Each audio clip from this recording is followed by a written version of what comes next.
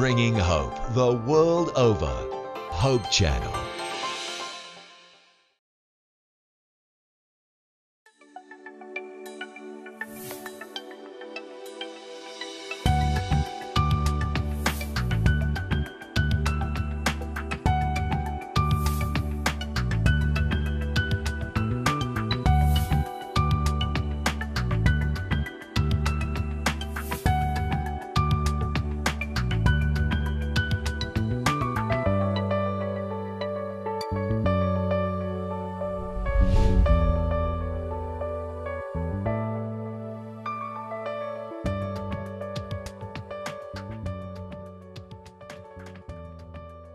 Mapayapa, maligaya, at masayang mga sandali ng ating pag-aaral ng salita ng Diyos at ang ating pag-aaralan ngayon ay ang paksang karugtong ng sinasabing ang araw ng kapahingahan.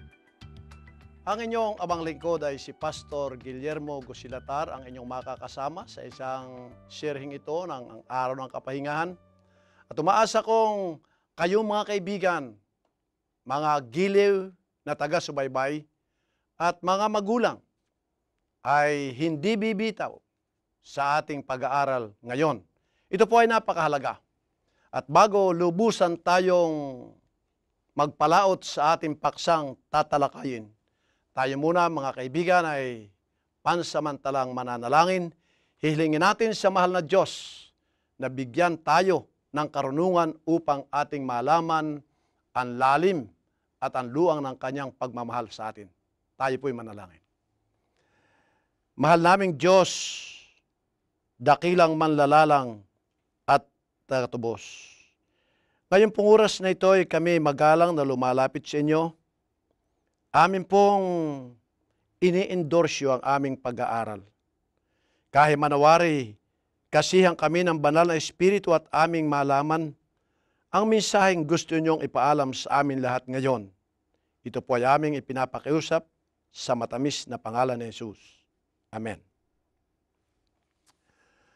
Minamahal na mga kaibigan, mga kapatid at mga giliw na taga-subaybay, ang ating paksang ipagpapatuloy na talakayin ay ang may kinalaman sa araw ng kapahingahan. Ang ating pong textbook na gagamitin sa ating matamang pag-aaral ay walang iba kung hindi ang banal na kasulatan. Sana po sa inyong mga tahanan ay meron na kayo.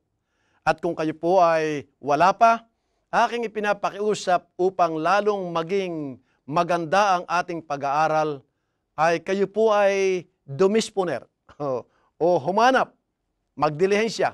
At napakagandang samantalang binabanggit ko ang mga talatay inyong isusulat. At pagkatapos ng ating pag-aaral ay inyong marireview, lalo pong lalalim ang ating pag-aaral. Ngayon, magkakaroon tayo ng kaunting repaso.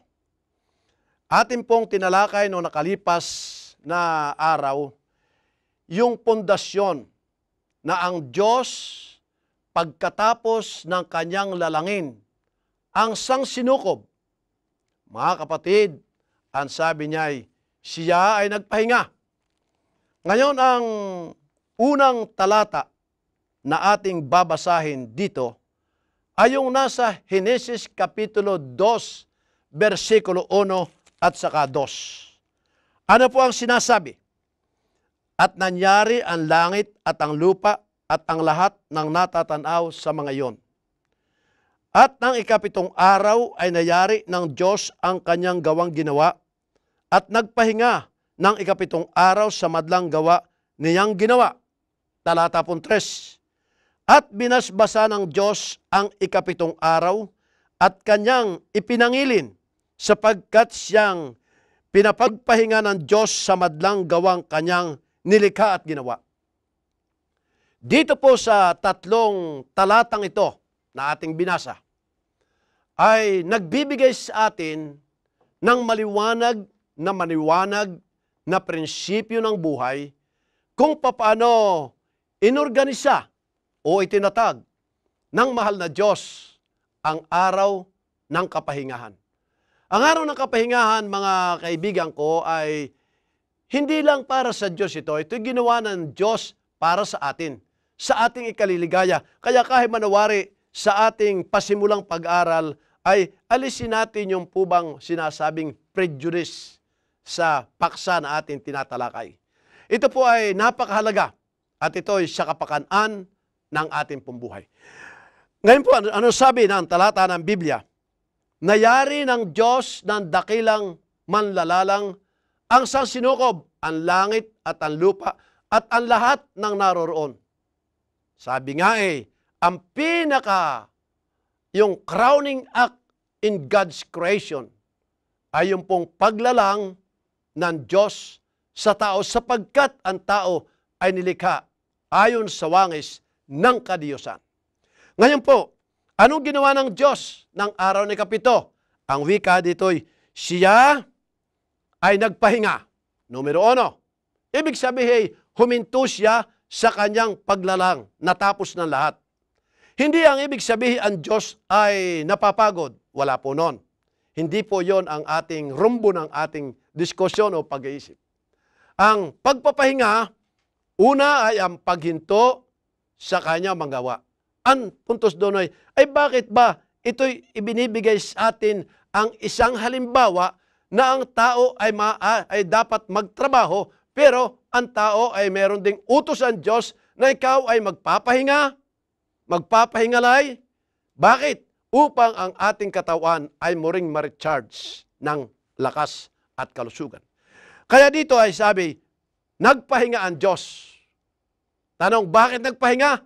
Yung po ay ibinibigay sa atin ang isang halimbawa.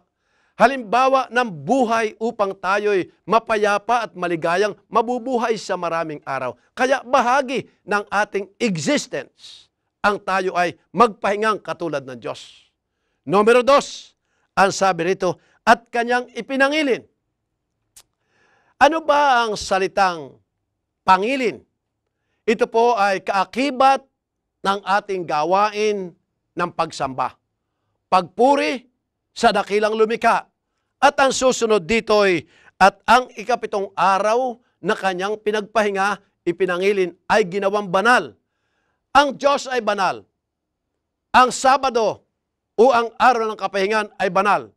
Ang ating dapat gawin ay lahat ng kabanalan.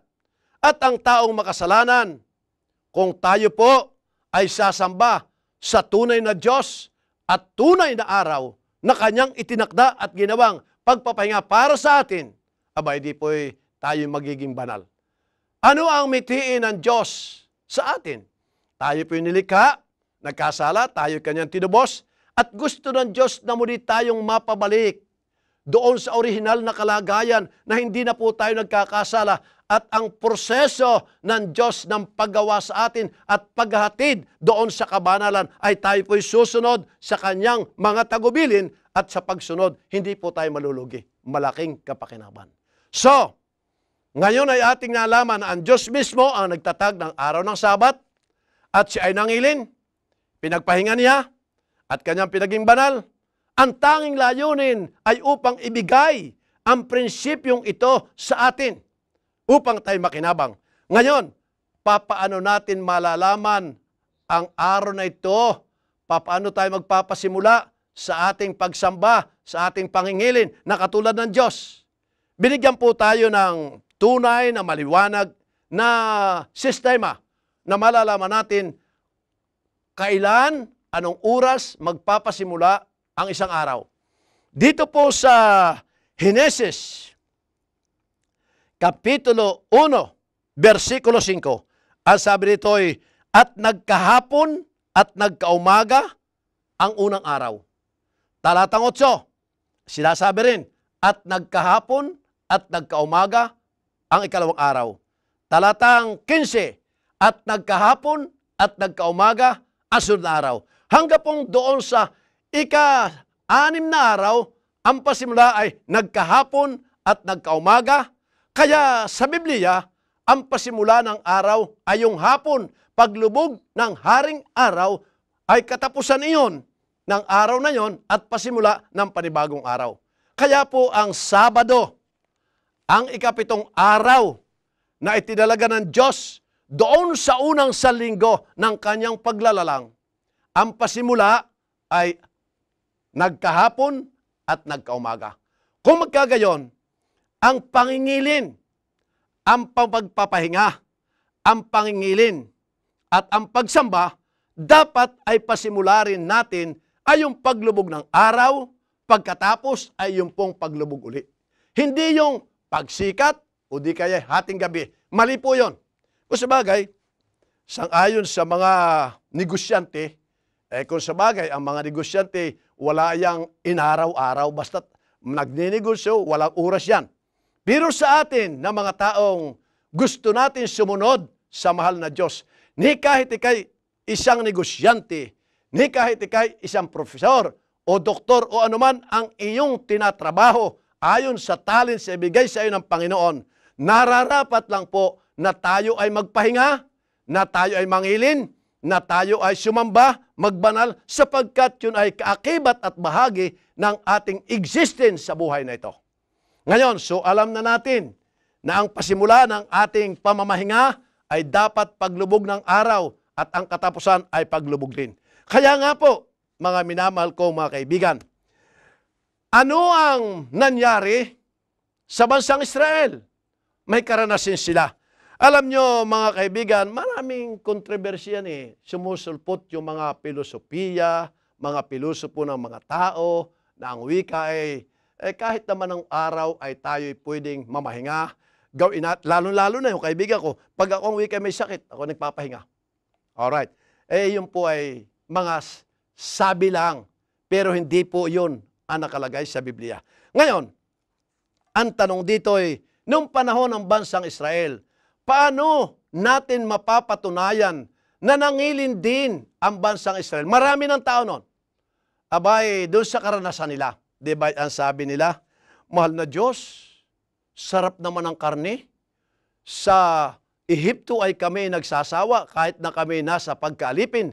Nang kami ang wikay iyong hanguin at dadalhin mo kami sa lupang Kanaan at kami nasa ilang, ano ang ating pagkain? Ay naubos na yon. Sabi ng Diyos, huwag kayong mabalisa. Bukas ng umaga, meron kayong tinapay na galing sa kalangitan. Ngayon, di ang sabi ng Diyos, may instruction. Basta't 6 na araw, tuwing umaga, pupunta ang Israel sa parang maninimot, kumbaga dito sa atin, hot pandesal. Ang sarap ng tinapay na yon. Pinag-aralan namin sa theology. Ano ba talaga yung sinasabing mana? Yung tinapay na yon, na ang nagluto ay ang Diyos, ang hurno ay langit. Kaya yun ay ibinibigay sa bansang Israel. Ang sabi doon, ito ang instruction. Tuwing umaga, ang representative ng isang pamilya, kung kayo 5, ay kukuha kayo ng tinapay para lang sa family consumption for that day. Huwag kayong kukuha ng sobra. Alam nyo, talaga yatang ang tao ay natutukso. Yung iba, masyadong sigurista. Hindi lang kinuha ay 5, hindi lang for family consumption of that day. Ginawa ng 1 linggo at 1 buwan. Anong nangyari? Paglubog ng araw, sa araw na yon, ang lahat ng kanilang inimbak para sa kanila ay merong uod, mga nabulok.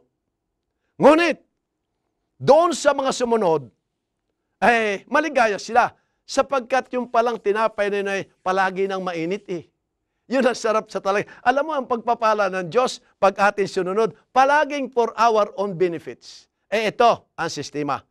Yun namang iba, ay talagang sutil. Ang wika nga sa, yung salitang pasaway, yun na yung makabagong Tagalog ay pasaway.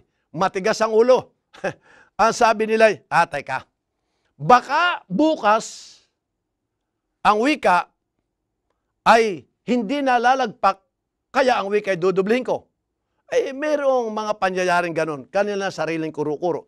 Pero, ang sabi ng Diyos, Moises, sabihin mo sa Israel, pagka Biyernes, ang kukunin nila, dublado. Dublado. Dalawang porsyon. Kasi ang wika, Biyernes at saka Sabado, yung inyong consumption doon. At pagka araw ng Sabado ay hindi lalagpak. Abi bakit nga hindi lumagpak ang mana sa araw ng Sabado? Pati tinapay nangingilin. Nakita nyo ang kahalagahan ng utos ng Diyos? Pati langit sumusunod. Walang tinapay lumalagpak kapag araw ng Sabado. So, maliwanag na maliwanag. Kung yun nga tinapay ay hindi bumabagsak sa araw ng Sabado, sa mata ni sabi, alam ng bansang Israel na yon Sabado ay araw ng pangilin. Okay. So, establisado na ang bansang Israel, alam din ang pangingilin sa pamagitan ng karanasan nila na hindi sila naninimot kung araw ng Sabado. Alright. Ay sa bagong tipan naman kaya, ano ang nangyari sa bagong tipan? Sinunod baga? Sabihin na natin si Kristo. Sapagkat siyang author ng lahat, sumunod ba si Kristo na nangilin ng araw ng Sabado? Atin munang bibigyan ng magandang, kumbaga nga sa cake ay icing. Mateo 5:17 at 18. Huwag ninyong isiping ako'y naparito upang sirain ang kautusan o ang mga propeta. Ako'y naparito hindi upang sirain, kundi upang ganapin. Tigil muna tayo doon. Bibigyan natin ng liwanag ito. Yung pong Sabado, yung ikapitong araw, yung pangingilin, maliwanag po na iyon ay utos ng Diyos at ito'y kasama sa 10 utos. Ngayon, ang sabi rito, pinagbibintangan kasi na si Kristo daw po nang pumunta rito ay inalis na ang araw ng Sabat o araw ng pangilin. Hindi ko alam kung ang nilipat nila ay Lunes. Hindi natin pag-uusapan yon. Anarin ito sa Biblia. Kung yung ginawa nilang Biyernes o Linggo, wala na tayo doon. Ang pinag-uusapan ng Biblia, ginawa ba ni Kristo? Anong ginawa ni Kristo? Ang wika dito, ako'y naparito hindi upang sirain ang kautusan, kundi upang ganapin. Ni ang mga disipulos at mga propeta ay hindi rin nagsira ng kautusan. Kaya ang sabi dito ay kanyang ginanap. Bakit ginanap niya? Alam po ninyo, yung kautusan yan ay ininterpreta ng mga Hudyo. Iba ang kanilang interpretasyon. Yung sa araw ng Sabado, okay. Pero yung pagsunod, masyado po namang mahigpit sila. Extreme. Ang sabi nga dito ay, merong istorya, kapag ang wika ang isang Hudyo na babae ay buntis at manganganak, ang panalangin, mahal na Diyos, wag po sana sa araw ng Sabado. Bakit? Yung pong pag-iri ay trabahong matibay. Pupunta kayo sa inyong comfort room, isang halimbawa. Ay pag ikay inabot ng lubog ng araw at panahon ng Hudyo, hindi ka na makakalis. Masyadong burden. Kaya ang sabi ni Kristo, teka. Pupunta ako sa lupa, mamumuhay akong tao, at ipakikita ko sa kanila ang tamang pagsunod. Kaya ang sabi nito, upang ganapin at ginanap ni Kristo ang tamang pagsunod na makatuwiran. Ano pa sabi? Sapagkat katotohanang sinasabi ko sa inyo, hanggang sa mga wala ang langit at ang lupa, ang isang tudlok o isang kudlit sa anumang paraan ay hindi mawawala sa kautusan hanggang sa maganap ang lahat ng mga bagay. Tanong, lumipas na ba lahat ng lupa? Sagot, hindi po. Naganap na ba ang lahat ng bagay? Hindi pa rin. Naturalmente, sa isang taong nag-iisip, sa isang taong gustong malaman ang katotohanan, kay palay ang kanyang mapapasya sa kanyang buhay, ay simpre susunod sa pangingilin ng araw ng Sabado. Ang tanong ditong malaki, paano nga ba natin malalaman ang Linggo, ang Lunes? Alin nga ba dyan ang number 1? Kaya naman natin ang balasahin, ang wika nga para nagrarambol. Balasahin natin. Mga kapatid, ako'y makikusap sa inyo. Hindi natin gagamitin yung pagkapilosopo. Ito na lang. Di ba ngayon ay malapit ang mahal na araw? O next week? Mahal na araw. Ngayon, kailan si Kristo ipinako sa cross? Sagot, bayang mga Kristiyano. Ay simpre, Biyernes po. Friday. Maliwanag yan, Friday. Yan ang sinasabing Biyernes Santo. kailan siya namatay? Aba, di po bago lumugbang araw ng alas 6, ay namatay siya ng alas 3, hinugot ni Jose Arimatea, dinala sa kanyang libingan, ay di bago lumubog ang araw ng alas 6, nakasilyado na ang kauna-unang libingan. So, Biyernes namatay. Na Sabado, anong nangyari? Aba, ay di nakahiga ang bangkay doon sa libingan. Ng umaga ng Linggo, anong nangyari? Aba, ay nabuhay na maguli. Maliwanag na maliwanag sa kasaysayan. Huwag na nating isipin yung mga pagpapilosopo. Nakakadisturbo lang ngayon. Dito na lang sa ating inoobserba na mahal na araw, tiyak na ang Biyernes ay araw ng paghahanda, ang Sabado ay araw ng kapahingahan, ang Linggo ay unang araw. Ito po sinasabi sa Biblia kahit natin basahin ng maliwanag sa Mateo, Marcos, Lucas, Juan. Nang unang araw ng Sanlinggo, si Kristo ay nabuhay na maguli. Kaya po yung diskusyon na, ay ang unang araw ay Lunes, talo po kayo. Ang unang araw ay Martes, talo po kayo. Ang ika-7 araw ay Biyernes, lalo po kayong talo. Para kayong kulang pa kayo sa kinder kung magkukwenta. Kaya dito mga kapatid, pagka minsan ay medyo mainit ang diskusyon, kasi naman po ay may mga taong masyadong pilosopo, hindi nila naiintindihan. Salit-salin sabi, palagay dito'y palagay riyan. Iba na po yung tunay na nakalagay. Na sinasabi rito na talagang si Kristo ay namatay ng Biyernes, nagpahinga ang kanyang katawan araw ng Sabado, at Linggo ng umaga, siya ay nabuhay na at ito ang sabi ng Biblia, unang araw ng isang linggo. Kaya mga kaibigan, tigil na po tayo doon sa tanong na, ano talaga ang unang araw, ano ay kapito? Sabi ng Biblia, at ito'y karanasan, at nabuhay si Kristo ng unang araw ng Sanlinggo, kaya tapos ang istorya. Beripikado, solve ang problema. Kaya wala na po sanang susulat sa akin o sa kanila na magdidiskusyon na ang unang araw ay Lunes. Mali po yun. Ito po nasa sa Biblia at dito rin sa pagkabuhay ni Kristo, ang unang araw ay sinasabing Linggo. Alright. Tayo po ay patuloy sa ating pag-aaral.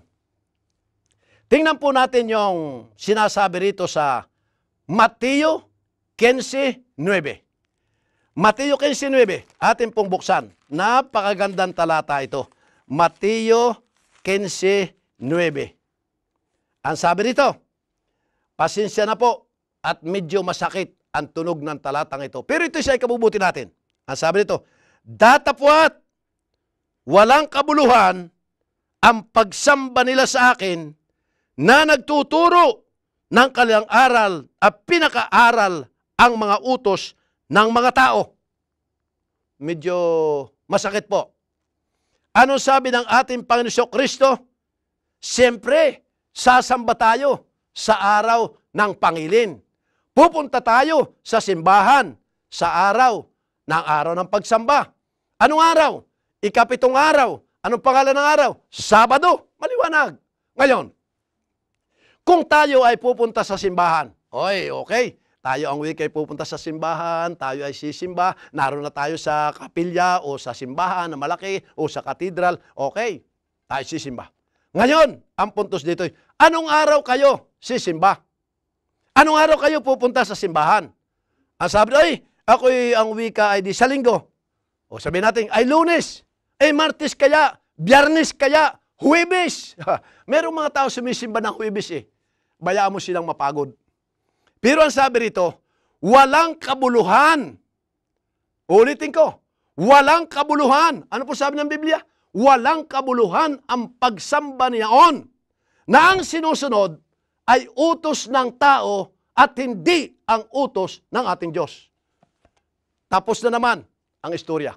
Huwag kayong magagalit, mahal na mahal ko kayo. Ang pinag-aaralan natin dito ay mga bertudes ng buhay na ito'y sa panghabang buhay at ito'y yung panlangit. Yung po bang mga taong ang gusto nila ay talagang malasap niya yung kalooban ng Diyos, nananamnamin niya ang biyaya ng Diyos sa kanilang pagsamba ay mga kapatid ko, yung araw ay importante. Bakit? Ezekiel 20, versikulo 12 at saka 20. Ano sabi? At ibibigay ko sa inyo ang aking tanda na ako ang Diyos ninyo na nagpapabanal sa inyo at kayo ang aking mga anak. May tanda. Ano ang tanda? Araw ng Sabado. Kaya, mga kapatid ko, kalimutan ninyo ang linggo nyo. Kalimutan na yung Huwebes. Kalimutan na yung Biyernes. Marunong pa kayo sa Diyos. Bakit hindi tayo lubusang magpasakop sa Kanya at ibigay natin ang buo nating puso sapagkat ang sabi rito, magiging walang kabuluhan ang pagsamba natin kung tayo sasamba sa Diyos ibang araw na hindi yun ang araw ng Panginoon. Umaasa akong sa tilamsik ng aking busis, batay sa Biblia, ng ating subject na pinag-aaral ay araw ng Sabado, araw ng Pangilin. Huwag po kayo magagalit. Mahal na hamal po kayo ng pangasiwang ito na nag-i-sponsor itong radio at television program na pinapabot namin sa inyo. Halina po at inyo ring pag-aralang mabuti sapagkat ang tunay po na araw ng pagsamba sa Biblia ay araw ng Sabado. Ikapitong araw na iyon ang tinatag ng Panginoon. Marahil ang sasabihin natin, yun po ay sa mga Hudyo. Tayo naman hindi Hudyo. Okay. Ating babasahing maliwanag dito sa Marcos. Kung ano ang sinasabi ng ating Panginoong Kristo mismo ang nagpapatunay. Marcos Kapitulo 2, versikulo 27. Ano pa sabi? At sinabi niya sa kanila, ginawa ang Sabat ng dahil sa tao at di ang tao ng dahil sa Sabat. Sa madalit sabi, exclusively, ginawa ng Diyos ang araw ng kapahingahan para ba sa Hudyo? Para ba sa Pilipino? Para ba sa Amerikano? No way. Ang sabi po dito sa Biblia, ginawa ang Sabat para sa tao at kung ikaw, kaibigan kong nakikinig, ikaw minamahal naming taga-subaybay, ikaw aking kapatid sa laman at sa pananampalataya, ay itinuturing mo, tinatanggap mong ikaw ay nilalang ng Diyos na tao at kay anak niya. Ginawa ang araw ng Pangilin. Itinatag ang araw ng Sabado na siyang araw ng Pangilin. Araw ng pagsamba sa Kanya. Ito ang tatak ng Diyos sa Kanyang mga anak. Kaya nga, talagang ang utos na ito ay masidi. Tatanggapin ko. Meron talagang ibang mga utos sa 10 utos na hindi na sa langit iiral. Bagamat ang 10 utos ay maaaring naroroon, aking iniisip-isip, maaaring naroroon. Pero hindi functional. Pero dito mga kapatid ko, sa langit, ang ating ipapangilin, ang ating araw ng pagsamba ay inyong pakinggang mabuti. Isayas.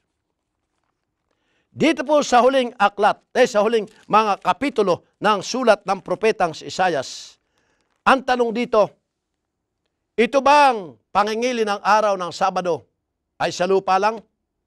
Sa langit ba? Marahil ay iba ng chapter ng buhay, baka sakaling iba na ang pangilin dito. Tingnan po ninyo, ang sabi ng talata. Isayas 66, versikulo 22, at saka po 23. Sapagkat kung papanong ang bagong langit at ang bagong lupa na aking lilikhain ay mananatili sa harap ko, sabi ng Panginoon, gayon mananatili ang inyong lahi at ang iyong pangalan. At mangyayari na mula sa bagong buwan hanggang sa panibago, at mula sa isang Sabat hanggang sa panibago, paroroon ang lahat ng mga tao upang sumamba sa harap ko. Sabi ng Panginoon. Oh, napakaganda. Ano po sabi dito? Baka naman sakaling ako nagkakamali. Tingnan nga ninyo ang inyong Biblia. Ano po sabi dito? At mangyayari mula sa bagong buwan hanggang sa panibagong buwan at mula sa isang linggo. Mula sa isang Lunes hanggang sa Lunes, mula sa Huwebes hanggang sa Huwebes. Wala po yun dito eh. Ano nasa Biblia? Mula sa isang Sabat, na ito po yung Sabat na ginawa ng Diyos. Yung kanyang ipinangilin. Yun po yung ikapitong araw. Yun ang Sabado at wala nang iba. Mula sa isang Sabado hanggang sa isang Sabado ay paruroon ang lahat ng mga tao. Yun po lahat ng mga tao, yung lahat ng maliligtas. Mga kaibigan, muli kong sasabihin sa inyo, napakahalaga. Ito lang namang subject na ito ang talagang maliwanag na sinasabing, ako'y may tatak, ako'y may tanda sa aking bayan. At ang aking tanda sa aking bayan ay ang araw ng Sabado.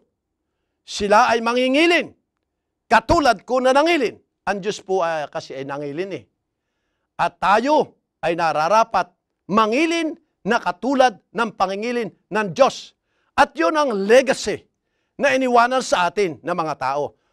Marahil sasabihin natin, Pastor, bakit ba gusto ng Diyos na palagi tayong sumimba? Palaging araw ng Sabado. Iyon po ang gusto niya. Yun po ay God's memorial of His creative power. Aalalahanin natin siya. At kung mahal natin siya, hindi po tayo magrereklamo. Lalo nga po tayong maliligayahan sapagkat subukan ninyo yung inyong asawa, inyong kasintahan. Hindi po ba naliligayahan siyang, hindi lang yung paminsan-minsan, yung malimit na sasabihin nyo ay, Sweetheart, I love you. Sweetheart, I love you so dearly. You know, you are so precious to me. Sa ating pong pagsamba, ganon ang dapat natin gawin. God, we love you so much. God, you are everything to us. At isa, sabihin ng Diyos na nagmamahal sa atin upang tayo'y maging banal. Sapagkat ang mithiin po ng isang wikay, kayo'y magpakabanal katulad ko na banal. Paano tayo magbabanal? Di tayo po ay susunod sa utos na banal. At ang utos na banal na ito ng Diyos, mga kapatid ko, ay isa doon ang sinasabing pangingilin ng araw ng Sabado.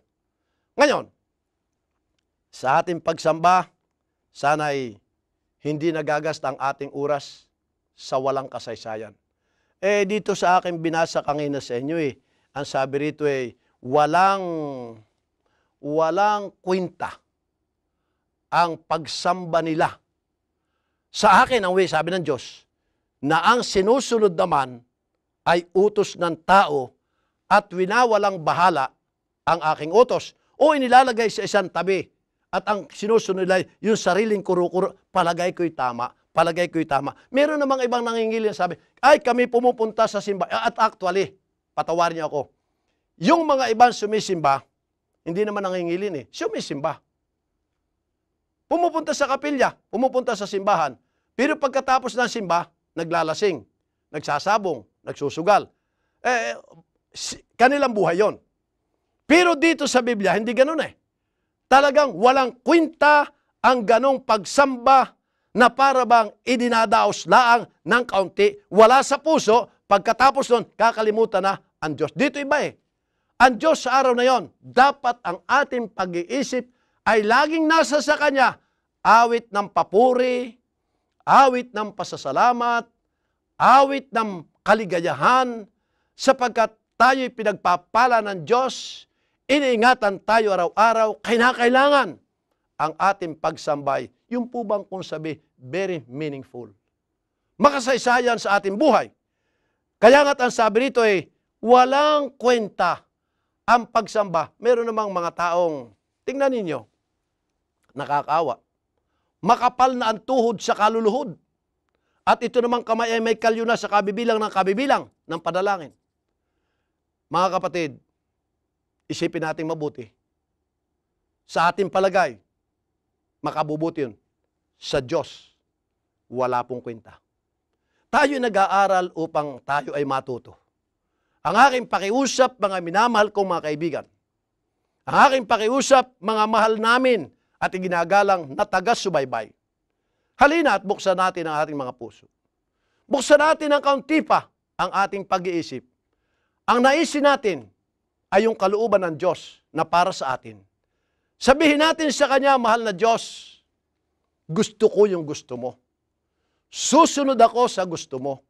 Sapagkat ngayon ko nalaman na ang pagsamba pala nang ang sinusunod ay utos ng tao ay walang kwenta, walang halaga. Sayang ang mahabang oras sa nakalipas na mga araw nang tayo ay sumisimba, na tayo ay nananalangin, na tayo ay nag-aawit ng papuri, ay hindi pala naman yun ang araw na gusto ng Panginoon Diyos. Walang halaga. Pahing lahat yon, burado. Ano man ang sakripisyong ibinigay natin. Ngayon, na ating nalaman, ang araw na tunay na pangilin ay araw na ikapito, araw ng Sabado. Diyan tayo magpapakabanal sapagkat ang utos na yon ay banal. Kailangan tayo mga banal, kaya tayo sisimba, sasamba, pupuri sa Kanya sa araw ng kabanalan at yun ay araw ng Sabado. Ano pa po ang sinasabi? Ugali ni Kristo. Kapag sinabi ugali, bahagi na ng Kanyang buhay. Naka-schedule na yan. Lucas 4:16. Ugali ni Kristo na pumunta siya sa sinagoga araw ng Lunes? Hindi po. Araw ng Huwebes? Hindi po. Araw ng Biyernes? Hindi rin po. Anong araw? Araw na ikapito. Sabat sa Panginoon Diyos. Mga kaibigan, iyan ang gusto ng Panginoon para sa atin. Na tayo ay katulad ni Kristo. For Christ came to be an example to us. Sumunod siya sa utos at ipinaaninaw sa atin ganito, mga anak, ang dapat ninyong gawin. Kaya sa puntos na ito, mga kaibigan ko, ako nananawagan sa inyo, supisyente na at ebidensya na ang ikapitong araw, yon ay araw ng Sabat. Ito ang araw ng Sabado. Dito tayo mangingilin. Dito tayo sasamba. Dito rin tayo magpapakabanal. At kapag ating nagawa yon, merong mababago sa ating buhay. Ano po ang mababago? Babaguhin ng Diyos ang ating buhay. Tayo po magiginang mapagmahal sapagkat ang Diyos ay mapagmahal. Love begets love. Trust begets trust. Yes, ang ating magiging ugali ay katulad na ng Panginoon Diyos. At sabi nga doon sa isang manunulat, when the character of Christ shall be fully manifested in the lives of His people, He will come and claim them as His own. Ano po sabi?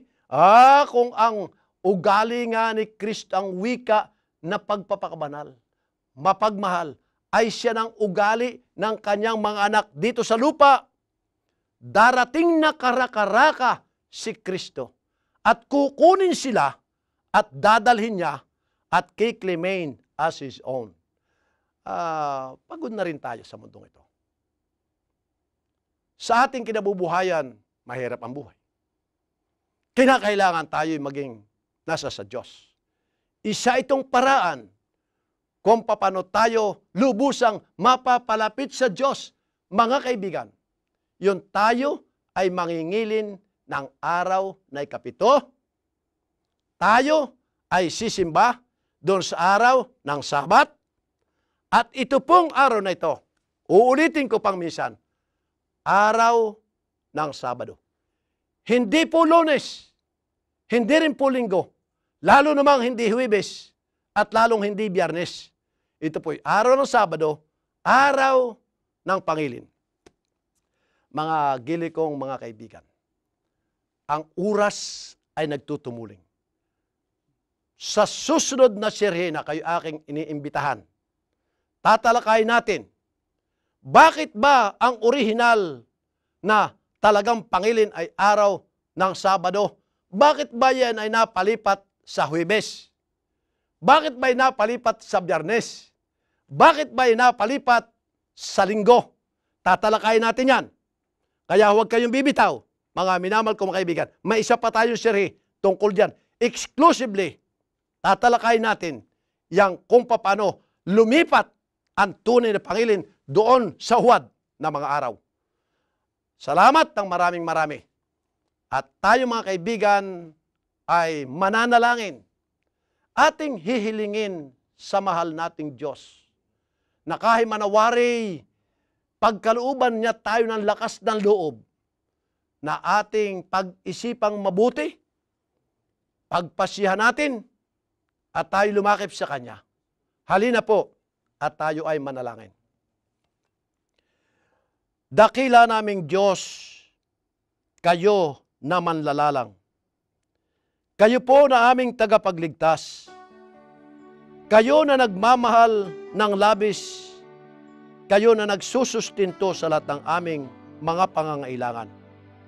Purihin at duwalhatiin ang inyong pangalan. Nagpapasalamat kami, Panginoon, na aming napag-aralan 2 beses na at sa 3 beses ay aming pang pag-aaralan ang araw ng Sabado na siyang tunay na pangilin. Ama, ang aming pakiusap. Pagkalooban niyo kami ng natatanging karunungan upang ito po ay aming maiintindihan, makapagpapasya kami ng matuwid upang kami, Panginoon, ay magpapasimulang sumimba, lumuwalhati sa inyo sa tamang araw na gusto nyo kaming sumimba. Panginoon, patawarin nyo kami sa aming kasalanang nagawa sa mga nakalipas na araw. Ngayon po na amin ang nalaman, tulungan nyo kami na kami makalakad katulad ng matandang aming ninuno na si Enoch, lumakad na kasama mo sa kasakdalan ng buhay hanggang sa siya ay iyong kinuha. Tulungan niyo, Panginoon, kami. Ito po ang aming dalangin sa matamis na pangalan ni Jesus. Amen. Maraming salamat mga gili kong taga-subaybay. Sana'y natanggap ninyo ang masaganang pagpapala ng kalangitan. Kung sakasakaling kayo po ay nakarinig ng hindi masyadong matamis na pangungusap, naging matigas, dahilan lang po yun sa aking pagmamahal sa inyo. God bless.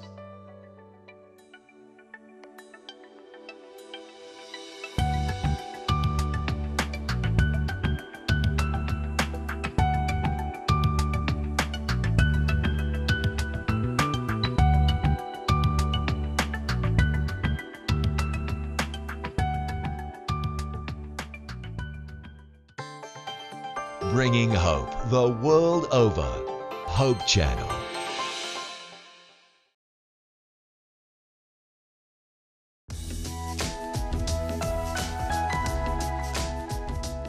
When college students return home from their first year of college, it often is a difficult time for young adults and their parents. What is supposed to happen so that the summer goes well?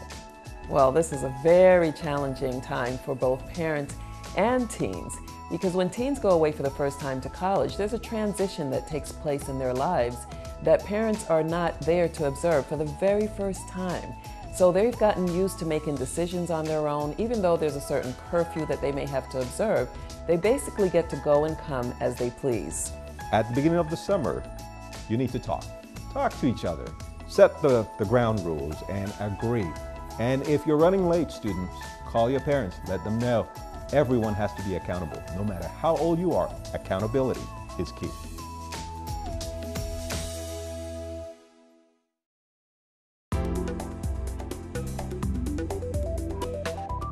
So you've decided to quit smoking? Great decision. Yes, there are chances of relapse and there will definitely be some unpleasant withdrawal symptoms. These include anxiety, irritability, frustration, difficulty in concentrating, completing tasks, increased appetite and weight gain, restlessness, depression. This will be worse if you've suffered depression in the past. Then the urge to start again will attack you. What to do? Delay. Start something that will distract you. Drink water, fruit juice. Avoid caffeine and alcohol. Do something distracting. Take a brisk walk. Deep breathing helps. Discuss with a supportive, non-smoking friend. Do take the help and advice of your attending physician.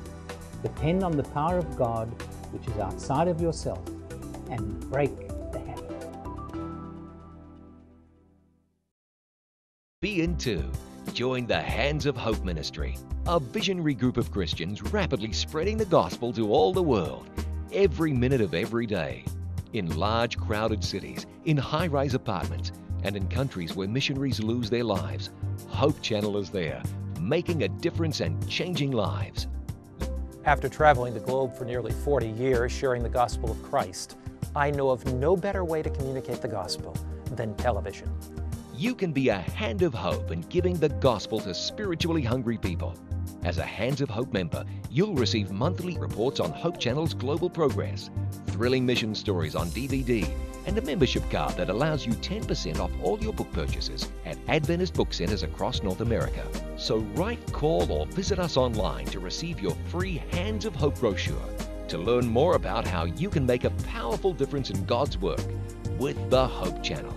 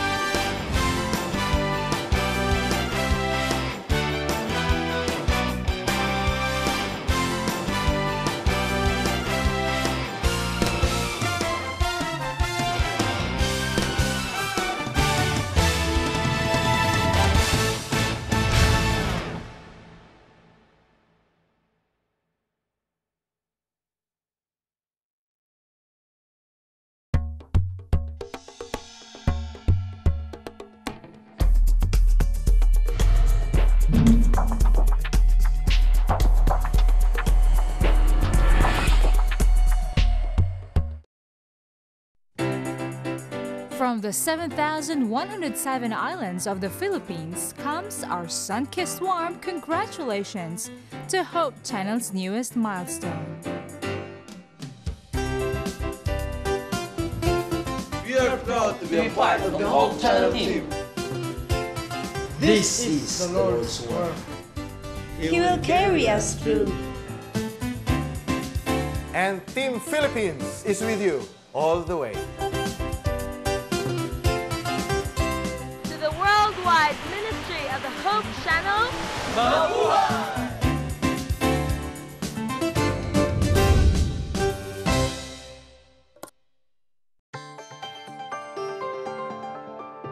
You're watching Hope Channel around the world.